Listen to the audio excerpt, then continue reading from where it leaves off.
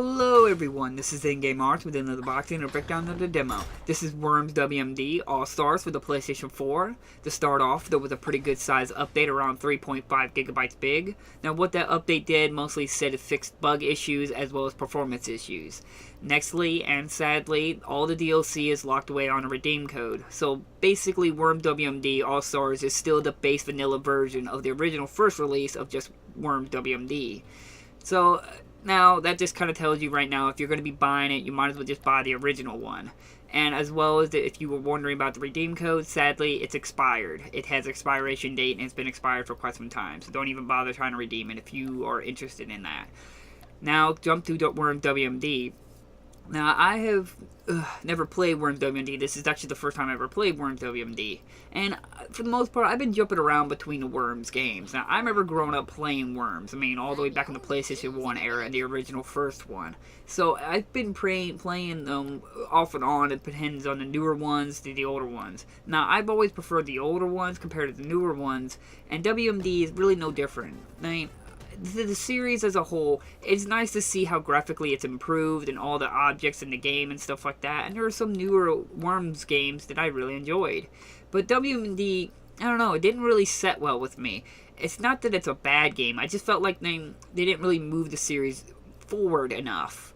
It still has the basic functions that all the other older Worms games had, where you can create your own team, give them names, give them personalities, hairdos, gravestones, and so forth. You still got the typical Worms style there, but also you were able now to fully create your own customized game style, like what kind of weapons and crafting and play style, which is a little nice too. But I am a little disappointed that we've gone so far into the Worms series that we still can't create our own maps.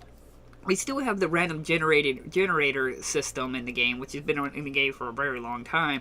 And I would like to see us be able to actually implement our own designs. I mean, it just seems like it just be, at this point, something that would be quite appreciated.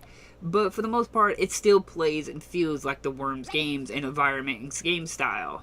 The only other little problem I really had with the game is that there's a floaty feel to the game, where like when you jump or you shoot a missile or throw a grenade, it has a floaty, low gravity feel. I don't know, it just didn't really set with me. It felt like nothing had weight to it. And it really kind of bugged me a little bit.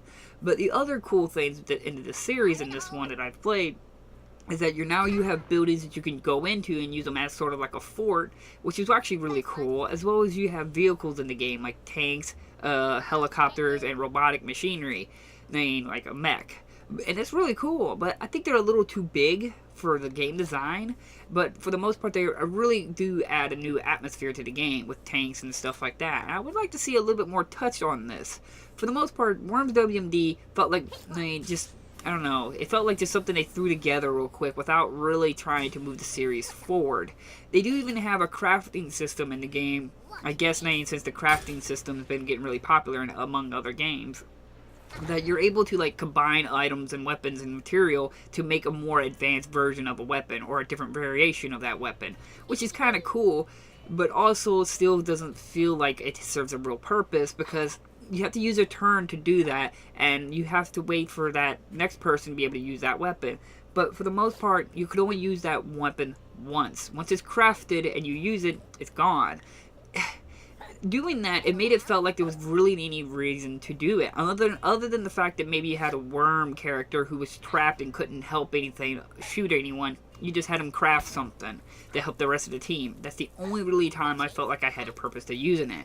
What could have been cool is that instead of a crafting system, which you can still have an upgrade system in the game, where you get materials and you can permanently upgrade a specific weapon, and it gives you the constant use of that. And you could even use that system to have where when you make a team, you can have one item in your arsenal that's automatically upgraded. That way it felt like there's more purpose and reason to do it and use your time. Now, I'm sure there's a lot of people who probably really enjoyed Worms W.M.D, and that's nothing wrong with that. Maybe it's just me. I've always felt that Worms always had that idea of Final Fantasy, where whatever your first Worms game is your most favorite Worms game. Mine personally is Worms World Party. And this one, again, it's not bad, but I don't know, it just didn't feel like what I would expect from the series from PlayStation 1 to all the way to PlayStation 4. Visually, it's nice. We've got a lot of functions and features, but again, it just didn't satisfy me personally. It's still a good series, game to get, as if you never played Worms. It's still good there. But there's really no reason to buy Worms W.M.D's All-Stars, considering none of the content is on disc. If you can get the original first release version of it cheaper, you might as well go for that version, if you're a complete collector such as myself. Like always, I will leave links down in the description if you're interested to copy. That's entirely up to you.